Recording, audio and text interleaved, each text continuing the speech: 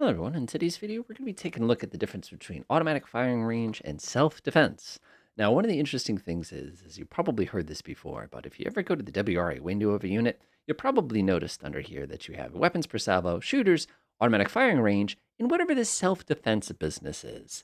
Now the interesting thing is in this game, self-defense is considered separate from the automatic firing range itself. As a matter of fact, if you're in a situation where you see something coming directly at you, you could actually design your WRA in such a way that it only engages things that are coming directly at you, regardless of how many other people basically thrown missiles up into the air to protect you, for example. So down here we have two different units. We have an SA-20, it's the PM-1, fantastic system. And of course we have the SA-17 here. This is a Buck M1. This is a very, very good crew. As a matter of fact, I'm actually going to modify the proficiency and make them even better.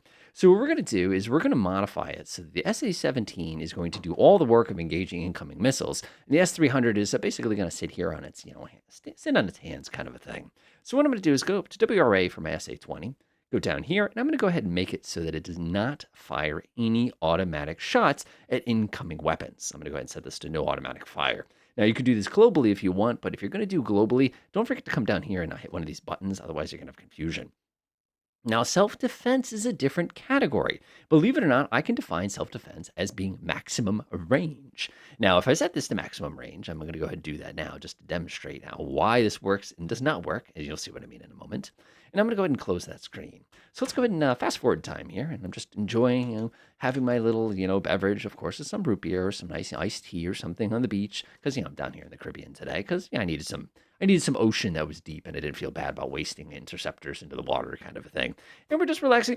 Missiles, oh no! So the first thing that's going to happen here is our handy dandy, our SA-20 here is not going to fire at any of these weapons. If I press Shift F1, as a matter of fact, and actually click on them, you're going to say no automatic fire allowed, which is okay because that's what we wanted. But self-defense fire is allowed. Now, what do you observe? Yes, you observe the fact that our SA-20 is not firing in self-defense. You're probably sitting here going, wait, why is it not firing in self-defense? You figure to be doing a panic shot right now trying to fire in self-defense. The reason it's not firing in self-defense is on account of the fact that it does not know it is the victim of the incoming weapons. Because of that, as these weapons come arriving, the SA-20 is like, well, we're going to keep an eye on those missiles, but we're not actually going to fire. We don't actually know if we're going to be engaged, even though we're completely within range of the weapons itself. Now, our other buddy right here, our SA-17, he's basically starting to work out the geometry of taking a pot shot at these incoming tactical tomahawks. The reason it's not firing, by the way, is on account of the fact that we just don't have good reflection on these targets. These are pretty small targets coming in a pretty low altitude. So our handy dandy SA-17, it just doesn't have the mast height, for example, so we won't be able to start popping those shots off right away. You know, we could come in here, you can see our radars are all enabled and ready to fire. So now notice our SA-20 has not fired. Our SA-17, in just a half a moment here, is probably going to start opening up any second, unless I did something really hilarious, like put it on like the backside of a coast or something like that, and you can't see through the mountain in front of it. That's something now you'll do about 100 times, and off they go. Notice our SA-20 is still not firing, even though it was set to maximum self-defense range. Now notice our SA-17 is doing its SA-17 thing pretty effectively here. It's popping these shots, it's intercepting these incoming tomahawks. Tomahawks are really, really easy targets to hit, by the way. They're not stealthy. They're like little mini airplanes. Like, there's nothing special. And you can see he's doing his SA-17 thing perfectly fine. You can see that the next one's coming, reaching up, and smacking that next one out of the air. Notice our big, expensive missiles on our SA-20 still have not started firing yet. Notice now that our missiles are getting within a very, very, very, very short... There it goes! And you can see he immediately starts engaging. That's actually an SA-16 is what he's firing here. It is not the SA-20, which is coming off this rail here. And you can see that little panic, basically infrared missile coming popping off the shoulder here. Here comes another one. Here comes another one. They're all basically popping their guys off the shoulder. And you're like, why is he not... Oh, no! As he gets smacked into here, the first explosion goes off, and the next one comes down, go bam, and a moments later. The reason is this guy did not know that he was actually the target of the attack, so he didn't actually return any fire in self-defense. So let's go reopen that scenario again. And again, this is a nice thing. You can just quickly hit the reset button and off you go. So let's go back to the WRA again and let's tweak it a little bit and see if we can try to get it to make a little bit more sense here. So what I'm going to do is I'm going to say don't use this weapon in self-defense. This seems like a very strange thing to do, especially given that we're going to have all sorts of nasty missiles basically coming in to say hello in a few seconds here. Don't use it in self-defense. Don't use it in self-defense. Don't use it. But we're going to leave automatic fire, and maximum range is perfectly fine. We won't be too aggressive here. We'll do 40 miles, which is, that's fair. Again, that's not too bad. 40 miles is fine. All right, let's unpause. Now watch what happens this time. So we're going to give it some time, of course, as you can tell. We're enjoying a root beer on the beach again and kind of relaxing. Maybe I can do something with some coconuts a little later on. I think there's a snorkeling excursion that I can go head over to. But that's not, oh no, incoming missiles. Bam, bam, bam, bam, bam. And now the SA-20 is going to, with no problem whatsoever, start distributing its very, very high velocity missiles down onto the incoming targets here. And you can see they come raining down. You can see one of these at a time. Some of them will miss. That's just the nature. Notice, by the way, we're only getting 6 missiles at a time here. That's just because there's only that many channels. Also, notice this lovely representation of where our radar is currently pointing to engage these targets. Makes sense. I don't know why it's not pointing exactly like this, but I think it has something to do with just the simplification of the radar angles here. So he's popping these suckers off and slapping them out of the sky one by one. And you can see, uh-oh. You're sitting there going, why did he stop shooting? Well, the problem with him, of course, is we've gone through 24 of our missiles already. And there's a huge pile of smoke all over the place, by the way. This entire thing will just be clouded in white dust. And meanwhile, our SA-17 is kicking in here and starting to join in on the fun, doing everything it can to slap the last couple missiles out of the sky. And I think we might actually succeed. Oh, look at that. Look at that. Oh, no. SA-16. SA-16.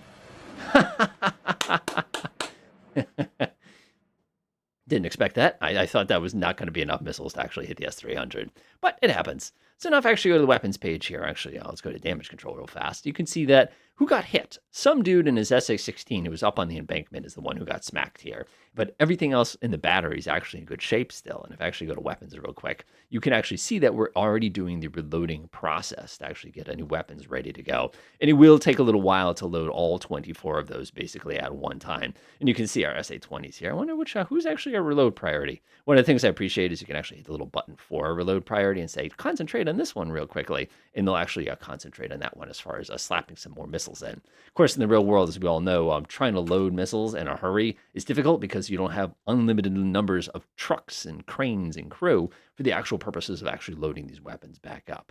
So as you can see, in a couple minutes, he'll have a new missile ready to go. The guy with the SA-16 is slapping another one in there. Now, the reason this is really, really important to consider is you have to remember that self-defense, it has to know that it's being attacked in order to actually go ahead and do this. Now, if you're an airplane, a lot of times being attacked means somebody's locked you up with a fire control radar. But in this case, there was no warning that there was a fire control radar, so it did not automatically start defending itself, even though you could see that last panic couple shots of the SA-16s trying to hit the incoming Tomahawks, not that it did a ton of damage to begin with. Now, what's the practical upshot of this? Well, let me show you. We're going to take the same scenario again, but what we're going to do this time is we're going to grab our SA-17, and we're actually going to come over here, and we're going to throw down a facility, and we're going to grab a actually a tour would be pretty good, but I actually want the Pantsir here, because that's going to be the easiest to use for this. There we go, the M. So this one right here, I'm going to go ahead and set the crew quality to be very, very, very high here. Set proficiency is going to be set to ace.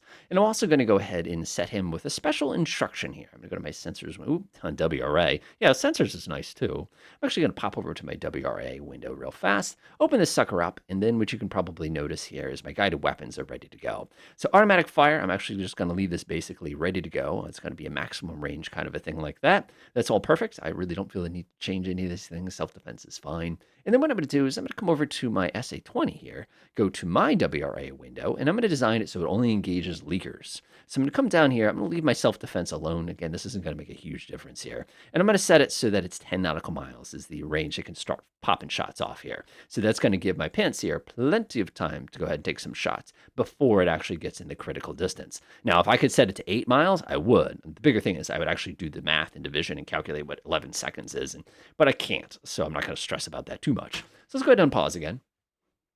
And this is kind of the practical upshot of all this, which I find very, very interesting, which is kind of fun. And one of the things you can do too, which is really, really cool, is I believe this is one vehicle worth. I don't think this is like a platoon or anything like that. Let's take a look. There's 2. So we have 2 vehicles. Yeah, it's not much. Shift-C, click. And now, of course, we have another one. And if I think correctly, I don't believe, yes, it already did all that correct. Fantastic. So now we have these two guys with the same set of orders as far as to engage incoming weapons. Now, the cool thing is my SA-20 is got the big radar, like you can see. Actually, did it engage? Yeah, there it is. It started picking up the incoming weapons. So what's going to happen is my two Greyhounds are immediately going to join into the fun. Now, keep in mind, from the perspective of the enemy, we haven't actually detected the Greyhounds. They're just sort of sitting there parked, and basically the battery commander is screaming in the rear right now to say, hey, could you do something about that? You'll notice, by the way, we're a little bit out of range, but that's okay. So the weapon gets a little bit closer. And again, the reason we're out of range here is because it's so low. We have a little bit of the curvature of the earth to kind of compete with, which, again, you can pop these things up a little bit higher.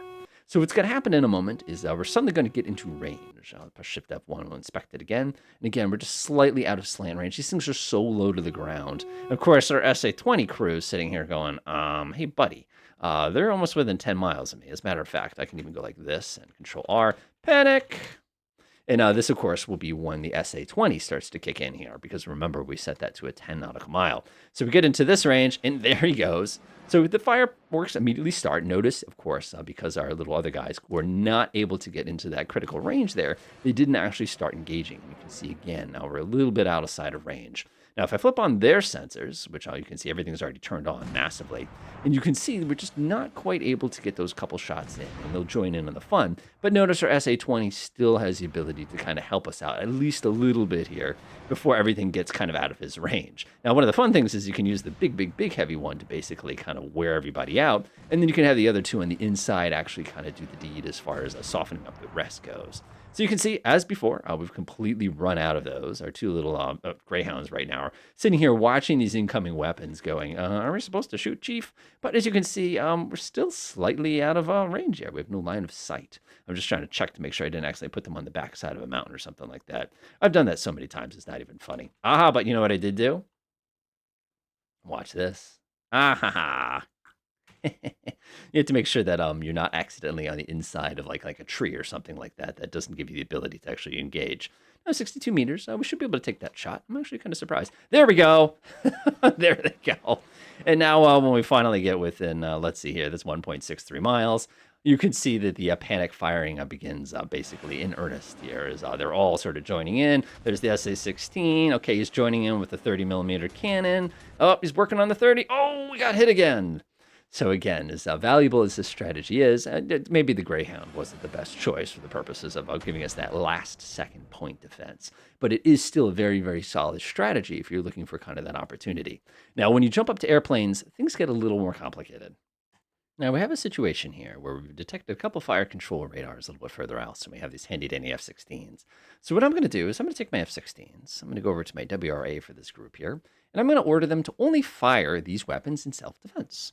So I'm actually going to shut off automatic fire completely, which means I'd have to actually order them to basically take the shot if they need to take it. So you can see we're all maximum range here. We're just going to use this weapon only in self-defense. We're not going to use this weapon for the purposes of just woohoo, kind of taking pot shots as soon as we get, kind of a thing like that. So what I'm going to do is I'm going to go ahead and mark both of these targets as hostile. I'm going to unpause. So our F-16 buddies here are going to swing around, and you can see they immediately panicked and fired their AIM 120s. Actually zoom in, you can see one of these suckers is already on the way. And you're sitting here going, why did they fire that right away? I thought you said not to do that. The reason they did that is because that weapon was already on the way before I finished doing the WRA. Not to worry about too much. But you'll notice here that our little AMRAM will be sitting here chilling. I'm actually going to delete that. And you can see that, oh, here comes the next one. As you can see, automatically launching off the side there because of the way that this one is particularly configured. He sees himself as being in danger because he's detected a fire control radar of an enemy airplane basically flying right at them. The other thing you don't notice here is we never actually fired at the second one here. Now, the big thing with WRA, and you have to watch out for this, is if I actually open this up here and open this one right real quickly, you can observe the fact that we have no automatic fire for the group. Now, if I press 9 and I click on an individual unit, this is where you have to be very careful with these things. If I were to open up the WRA for that unit, which you'll observe is it should inherit everything, which you can see it did. So now if I grab this one over here and actually look at this WRA, you'll see it also is going to probably exactly, it will automatically take advantage of that particular feature. So now I'll go ahead and switch back to the other team, switch to blue, and now we have this guy. So what I'm going to do is I'm going to press F1 here. And oh, I really wish they'd fix that. I'm going to press F1 again. I'll go ahead and click both those targets. So what they're going to do is they're going to come out of their way to go ahead and engage our buddies, the F-16s here. I'll go ahead and close the range a little bit so it is a little bit easier time for them. So now notice our F-16 has not chosen to fire another round here. He's just chilling because he is not acting in self-defense just yet. Also, the foul. Incoming. So there's a weapon fired at us. Now we have basically an order, and you can see what he would normally have done is fired another missile in that particular case. But since we're so far away, we're just going to basically turn around and run from our MiG-29s. It's just a simpler solution to it, kind of a thing. I don't think that AMRAAM is going to hit anything. He's going to turn around again. There's another 2 missiles. Now notice they immediately fired at these 2 because they were in danger of being attacked by the guys who had already fired on them. So now notice the big difference here between being targeted by a unit versus being targeted by a weapon. So those AMRAAMs are going to do absolutely nothing unless for some reason the MiG-29s aren't paying attention. As I mentioned, it's not going to go well for us, kind of a thing like that. F1, go ahead, finish the job. Again, we're running like crazy here because now there's a bunch of R-27s on our 6. Oh boy, R-27s. Don't waste my time, MiG-29s. This is when you really, really wish you had yourself, like an R-73 or something like that on board of this.